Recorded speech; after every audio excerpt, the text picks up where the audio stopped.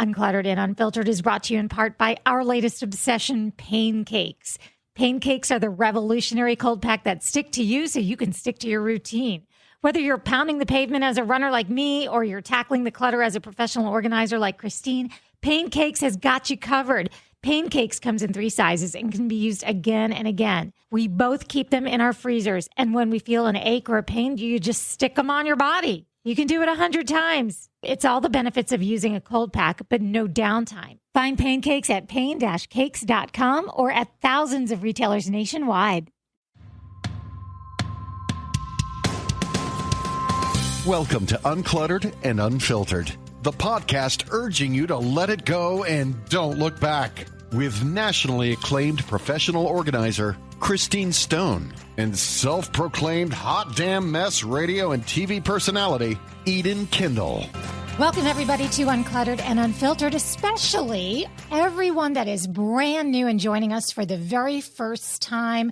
We know, based on the stats we see, that we have a whole bunch of new listeners, and we couldn't be more thrilled. So without totally boring our usuals, the lovely ladies that have been with us from day one, let us, if you don't mind, introduce ourselves again and explain why we do what we do. So, Christine, can we start with you, please? Yes, we can. I am Christine Stone, and I've been a professional organizer for over 14 years. And I met Eden coincidentally through her other show that she used to do. And we just started a long-term friendship. And one day we were out to lunch and realized how different we were, but how similar we were by what we were going through in our 50s, and me, who was about to turn 60. And I said, we should do a podcast about this. And we did. And here we are. And we are loving every minute of it. Absolutely, every second. And my name is Eden Kendall. I am a longtime broadcaster, radio mostly, but I did co-host a TV show, lifestyle and entertainment show here in Jacksonville, Florida. That's where we're based. And we were looking for an organizer to come on and give tips on a regular basis. Christine, once we found her, we never looked anywhere else for anybody. And she just had the best tips and tricks. And I think I speak for a lot of people when you meet somebody who is on one end of a spectrum, you realize how far down on the other end you are. So you being extremely organized, buttoned up. I, on the other hand, am kind of like a whirling dervish through life. I have overscheduled myself again today. As a matter of fact, like everything I schedule, I overschedule myself. I do all of these things that on a regular basis, I say that I won't do again, but I do because I'm me and you're you. Yes. And we have found that while we are so different in those ways, the things we have realized in our 50s and now into your 60s are things like that invisible feeling when you're in a crowd of people younger than you and you are the last person that gets, not to say called on, but you know what I mean. Yes, I absolutely know what you mean. So these are just many of the things that, and of course, we've had episodes where we've laughed about aging and how many doctor's appointments you suddenly have when you turn 50 and all of the other parts that go along with it. But today, before we launch into our topic, which is, if you saw our show notes, you know, it's Swedish death cleaning. Oh, I can't wait to talk about this. But I have to ask you about your weekend. You came back from visiting your brand new baby grandson. Yes, I You were did. actually like the babysitter, the grandma babysitter. The first babysitter he's actually had for a nighttime. Okay. You know, so, but it was their anniversary weekend. So we went for the weekend to give them a break and babysat Friday night, Saturday. And I can tell you one thing, I'm 60 years old and I came back exhausted. And I really didn't do much. It was just babysitting, then, you know, just holding and rocking. And, you know, he's 3 months old. So you're at the stage where, God, my shoulder hasn't done this in a while, or my hips haven't rocked like that in a while. And do you rock right now, standing still? I Like if do. you're in your living room, you're still rocking? I'm telling you, it comes back like it was yesterday. And he looks like a male version of my daughter. So I kept calling him she. And my daughter's like, Mom. I said, I can't help it. I look at him and he looks exactly like you did as a baby. So it's weird how it just all the memories that you think you forgot come flooding back, including gassiness, teething, all those things. It was so enjoyable, and he's getting so big every single month, but it's work when you're in your 60s. That's all I'm going to tell you. It's work at any age, but when you are in your 60s and you know that the clock is ticking and at any moment you can give him back, you're like, okay, we're good. You're ready to take him. I'll get, right. And you have no control. And you are a person who enjoys having some control. And babies do not let you have control. They don't even ask you who's in charge here. No. They know that it's them. Yeah. And that's that. Yep. And that's exactly how it was. So anyway, always so much fun spending a weekend with them. Work. But I think it makes you realize that having babies is for the young. So anyway. Okay. Well, I'll make a note of that, and I won't be. Your weekend? Well, my weekend was actually pretty chill. I'll tell you one thing I am loving. So the girl child, Chloe, started her job as a preschool teacher, and we got to make some construction paper crafts that she was getting ready for the kids, because the kids are so little, the ones that she has right now in the summertime, that she has to really put everything together before they can actually do the craft. Right. So she was making paper plate crabs that each person's name would go on for their little summer program. And it was a half a paper plate. And then I got to make a template for and cut out the claws. And it was just fun. I said, is this going to be my whole summer? Are we going to have camp all summer? Because I'm down for the crafts. I loved the crafts. I really did. That was like the most favorite part of when my kids were young, was coming home when they had a project that was arts and craftsy, and we would just sit at the table and put things together and make things. I did love that part of the toddler / older kindergarten. I told her no glitter is coming. Oh, no glitter. I mean, come on. No glitter. No glitter. No. Glitter is what you give your enemies in an envelope. That's exactly like when I open one and there's glitter. I'm like, this person does not know me at all. They are your nemesis. They're not your friend. All right. Swedish death cleaning. I've only heard about this from you, but you tell me that it is the next thing on what, Netflix? Yes, it's the next show on Netflix. And I want to start off by saying Marie Kondo, The Home Edit, anything that gets people motivated to get organized, I am 100% in favor of. People always ask me when the newest, biggest thing is coming out, what is my thought? And that's what I always say, because if watching an episode of Marie Kondo on Netflix or The Home Edit makes you go and clean your closet out or get rid of stuff in your kitchen, I'm like your biggest cheerleader for anybody, fellow organizers, because it helps people get motivated. And I have to think that's why we have several organizers I've noticed that have joined our group and have been listening. Yay. And I think that's because this is something that they have experienced the way you have that changes lives. Yes. It's better. Yes. So me being someone perpetually disorganized, but who has experienced becoming more organized, every time I do a project that gets me a little bit more organized, I feel more calm. Yes. So what's different though about this, and why does it have the word death in it? Okay. So I'm going to read this verbatim only because I don't want to mess it up, but it's a cleaning exercise designed to essentially help you prepare for death. And although it sounds morbid, it's actually quite practical. This is what they are saying. Once you reach the end of middle age or sooner, if you feel like it, or later, if you're late into this exercise, you get rid of all the stuff you accumulated that you don't need anymore so that no one else has to do it for you after you pass. And so when I was looking into this and researching, I mean, for me as an organizer and an experienced organizer, this was like a no duh to me. Like, of course, I mean, this is exactly what I preach all the time to clients that are over 70, to what I've experienced in my job, which is dealing with a lot of adult children after their parents pass, and how stressful it is. I mean, they're already in mourning over the parent, and then they have to deal with every piece of content and storage units and in the house. And so I see this from this side.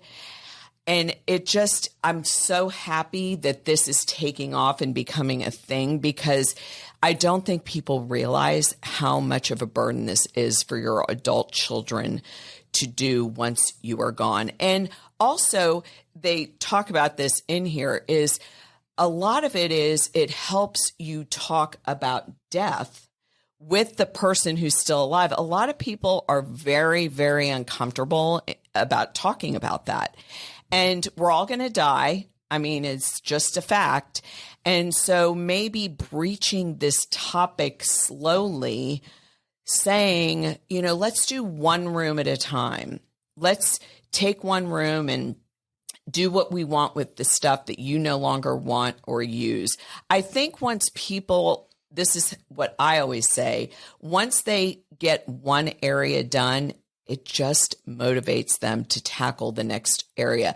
I do know that you have to have patience, and sometimes you need a middle mediator person, because it ends up getting contentious if it's the child and the parent. So that's where I constantly come in as the person who can help the people get unstuck, and I'm not their daughter. So it's just moves a lot more quickly. Uncluttered and Unfiltered is brought to you in part by Hearts for Minds. Hearts for Minds is encouraging you to use your sidewalk to motivate others for Mental Health Awareness Month. Help break down the stigma of mental illness, spark conversation, and maybe just make somebody's day a little sweeter. It's easy. Grab some chalk and write inspirational messages and pictures on your sidewalk. Snap a photo and share it online by tagging Hearts for Minds on Instagram. And use the hashtag Chalk It Up for Life. That's Chalk It Up, the number 4, and life. Let's chalk it up for mental health. Visit Hearts for Minds, that's Hearts, the number 4, and Minds.org to learn more. Is a scenario that you might find yourself in if you were tackling something like this, maybe mom is convinced that somebody is going to want to inherit that wedding gift that she received from her great Aunt Thelma, and it is hideous. And so you're trying to convince her that nobody wants it, or is it more like papers and tax stuff and nonsense? Like, is it just everything in the house? I think for my business, it's, taking it slow, picking your battles. So really getting rid of those big things first. That, if there's an old treadmill sitting in the garage that hasn't been used since the 70s, that would be something you want to target right away. Mm-hmm. You want to slowly work into the memorabilia, because you're usually dealing with someone over the age of 60, and that immediately brings back memories. And that's why they call it memorabilia clutter, because it can go really slow if you go through each little thing. And that's why, the Marie Kondo's way of doing things is touching something and does it bring you joy? This is not that, which is why I even love it better, because you're more pragmatic than that. I mean, you could be doing that for years. I mean, in my experience. But okay. See, I did the Marie Kondo thing. I had that book early days before I really got to know you, Christine. And one of the things that, she had you like talking to your purse and saying thank you to your purse at the end of the day. It's a whole thing. But what for me was a problem was some things spark joy for me some days and not other days. And so I need more of a pragmatic approach with, when was the last time you wore it? When was the last time you used it? Do you keep it in a drawer somewhere? Are you ever looking at it? Right. So I do need that sensibility factor. Right. It can't just be emotion for me. No. And I think that's why I love this, because it's really practical way of thinking and getting down to the nitty gritty of what do you really need at this stage of your life, and what are you leaving your kids to deal with when you're gone. And when you really have a deep conversation, I have found that a lot of people understand that better when the adult child says, Mom, I really don't want any of this. I just love you. I have our memories. I would tell you if I wanted something. I wouldn't lie to you. So let's do this together. And if you want me to have piles for Aunt Susie or Cousin Jimmy, I am more than happy to do that. But I'm here to help you, so that you're not leaving this to us to do when you're gone. Since I have so little to offer on this particular subject, may I offer one suggestion? Yes. Tell me if you agree. If you are in your older years and you decide that you want to put sticky notes on things to mark which child gets them, can you put them on the back, Nana? So when I go to your house, everything doesn't have somebody's name on it. It is so morbid when people do this. Have you ever experienced this? My grandmother went through a phase where towards the end of her life, and it wasn't that she had some impending doom happening. She was just older. And you would be in her house and you would see a little sticky note on a picture that's literally hanging in a hallway. And it would say, I actually like this. Yeah, you would like that. But no, it's one thing if you're moving and you're wanting to tell everybody what room something's going in. But if you're designating who's getting what after you're gone, if you're looking at that every day, I don't think that is a good way to keep your optimism flowing. Let me think about this. Think about that. Well, first of all, it better be a really sticky note because, it could fall off and then everyone's fighting over that painting. You know what I mean? Well, even then. So, yes, to do that when you don't have something impending, but putting it on the back or typing it up in a computer or speaking it to your child to type up, these are all things that help avoid drama when the person goes. Really, it really does help everyone from fighting over silly things. Designating the things. My grandmother, another thing she did do that she was spot on with is she did start giving things away before.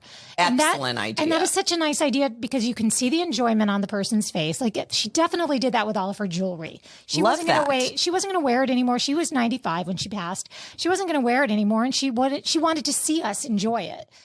She had us pack up and ship ourselves all of her china. Love it. And she's like, I'm done throwing dinner parties. Right. And you know what she did that was so sweet? She said, look me in the eye and tell me that you will put this in the dishwasher. Because she was like, it's no good having china if you're not going to use it. Right. And this, even though it looks fancy, it can go in the dishwasher. I love it. So these are the kind of mandates that she passed along with all of her things. So you weren't looking at boxes. Very smart. Very smart. Kind of a little too realistic. But then again, that's where if you have somebody who's not wanting to straddle that emotional and realistic line, this is where something like that can come in really handy. Yes. You can say, I heard it on a podcast or I watched a TV show. Well, the reason why I love this is because it's not about, hey, Mom, get rid of all your crap now. I don't want to deal with it. It's really about actually spending some time with the person, and really you'll hear stories. It could be a joyous thing if you put your mindset differently when you start doing this with the person. Because like I said, a lot of it is wrapped around the word death. And if you have to tread that lightly because they're not dying at 65. No. You're just helping them get rid of things so that they've freed up their environment that they're living in right now today and getting rid of all the junk that they don't need anymore. Plus, I have to say, this is a dark thought, but a lot of people do have to transition into an assisted living situation or downsize. And if you have to couple doing that with purging, that can be extremely painful. But if that's already done, and maybe you have another few happy years living in the environment you're in, but you've already gotten rid of most of the things that you would eventually have to say goodbye to, that would ease a little bit of the pain of that scenario. Yes, especially when you have a parent going into assisted living, they can barely, I have so many friends who have been in that situation, and they can take some of their things, but like a dresser, a nightstand. Right. It's very specific. It's not like a living room furniture situation or boxes and boxes and boxes of memorabilia. So it's just really important to at least open this for discussion. You know what I mean? So another thing that, how this can change your life, what they're saying, it is it might make you happier. And not might, for me, it will make you happier. Not only the person helping, but the person who's been living in this clutter or disarray. It will definitely make them happier if they're living out the rest of their life and they're only 70 and they have many, many more years, but living with less. So that, I don't say might, I know will make them happier. If you pare down, the argument is that you really can focus on the really important things in life. And that is so true. I mean, so true. How many times have you been with an older relative and they say, I'll be right back, I want to show you something. And then they're searching for whatever it is. Searching. And if they could just instantly know exactly if it's important enough to show you or share with you or give to you, they should be able to know exactly where they left it. Exactly. And if you have my life, a house like mine, and you haven't, let's just pretend I haven't had the help of a good organizer. I mean, before I downsized, I couldn't tell you where a lot of things were. Now, every time I clean out a drawer or clean out my car, I find things I had lost. Yes. So I imagine not only are the memories going to come flooding back while you're working on this with a parent or an older relative, but they might find some things they've been looking for. Right. Or something you had asked them for a long time ago and all of a sudden it appears. Mm-hmm. So definitely. So the other thing, having fewer things to worry about really can make life seem more manageable, from practical chores you do on a day-to-day basis to big projects. Another thing that I totally believe is true, and that is being organized, decluttering just makes everyday living so much simpler. And so most of the things they're saying is exactly what I preach all the time, which is decluttering simplifies your life so much more. Multiple studies, which I'm reading from here, link clutter with stress and decreased productivity. And the study that analyzed how 60 women described their home environments found that those who considered their spaces more cluttered, unfinished, and less restful had consistently higher levels of the stress hormone cortisol and worse moods over the course of a day compared with women who describe their homes as being more restorative. I mean, it really is true. I mean, if you have a home that you can walk into at the end of the day, when you've been running around, running errands, like you have 4 different things you do day in and day out. Mm-hmm. If you come home to a house that is simplified, organized, it just makes your life less stressful. Oh, absolutely. I agree with that. Do I live by it every single day? Of course not. But it's true that you have a sense of control. Yep. You have a sense of peace when you walk into a home that's already clean, and you have a sense of chaos when it's the opposite. Yep. Exactly. I mean, you can never find anything. You spend more money because you go out and buy things you already have because you couldn't find them. And it's just a waste of time and money constantly searching and buying things you already own. So I'm so happy we're talking about this because it's although they're calling it death cleaning, it's really life cleaning, in my opinion. You're still alive. You're not dead. So this is something to put into practice for yourself as well as an elderly parent that needs that little bit of push. Like I said, and what they're saying, it might help you cope with the reality of your own mortality. And I think that's true. Like I said in the beginning, no one wants to talk about death. No one wants to think they're going to die. So kind of breaching this topic will maybe help yourself and help that person, just to say it's going to happen. So let's do some prep work to make it easier for everyone involved. So I did see this. That I had said to you. Do you immediately wash your dishes after dinner? No. Okay. Before I go to bed, but not immediately after dinner. No. Okay. No.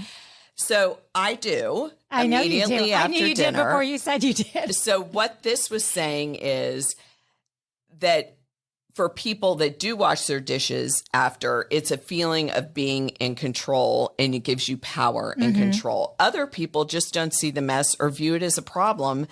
And says Belk, who researches the meaning of possessions, collecting, and materialism.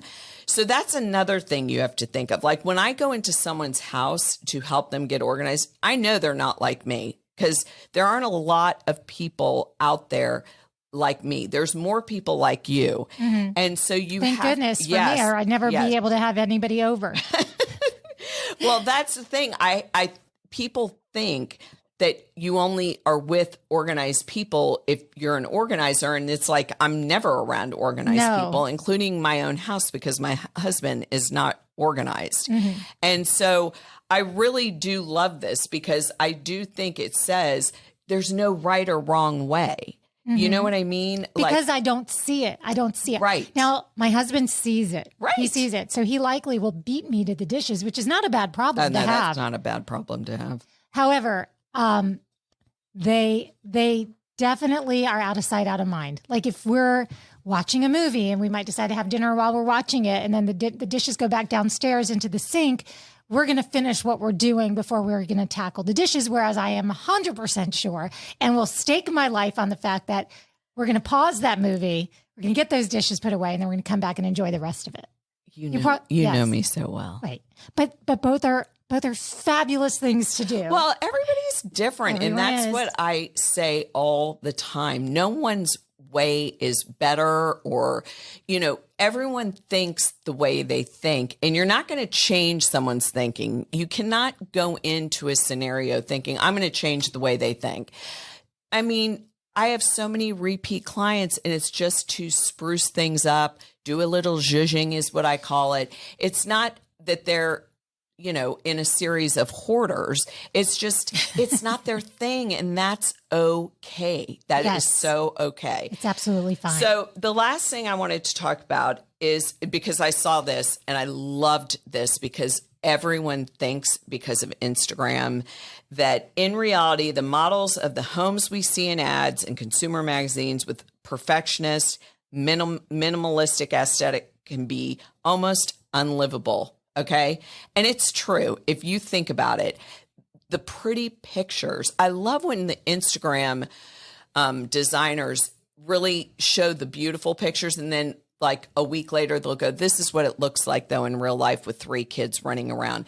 I'm grateful for that. And very grateful for that, because as an organizer, people want that look, and I'm fine with that. I think it's beautiful to have your home in tip-top condition. But if you have 3 kids under the age of 5, keeping that realistically without pulling your hair out every day is not realistic. So Instagram and other social media has made you think my house has to look like a magazine and stay looking like a magazine every day, or something's wrong. And you're going to miss out on life. You're going to miss out on life. You're going to miss out on your kids and life. And you have to go by that old adage that applies to just about anything on Instagram, Facebook, all the social media platforms, which is you're looking at everyone's highlight reel and your own behind the scenes reel. Yes. And if you compare the two, you're just going to feel badly. And I also remember very well when we put our house on the market, my neighbor saying, where's all your stuff? I went online, I saw the pictures. Where's everything you own? And I'm like, hidden away. Yes. You move it to another room while the photographer is in that room. Yep. And that's what's happening in a lot of these situations too. I do love the zoom out, like you mentioned, where an influencer will say, here's the real picture. Right. And here's what you got to see when I cropped out everything in the background.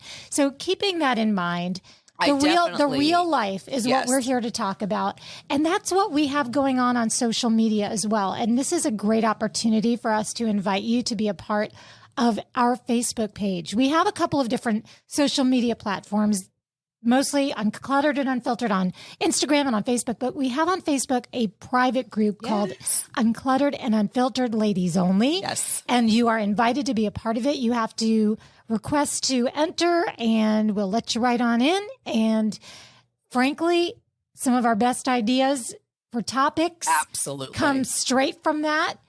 The other thing I want to mention is that if this whole conversation about aging parents had you feeling a particular kind of way, Yes, we are going to be delving deeper into that in an upcoming episode, the emotional side of it, some tips, things that you should be doing and shouldn't be doing when your parents are reaching that age to help yourself have peace and to help them have the happiest life they can as they are getting older. Yes.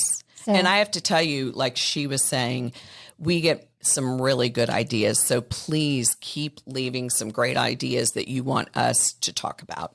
Okay. And all of the other little things that podcasters tend to ask you to do, we will remind you that you could do for us, which is stars, reviews, telling friends. But until we meet again, which will be in a week, yes, we always remind you that whether it's the stuff that is in your parents' attic or it's the emotional baggage you have from a meeting you had a week ago, you can let it go. And don't look back.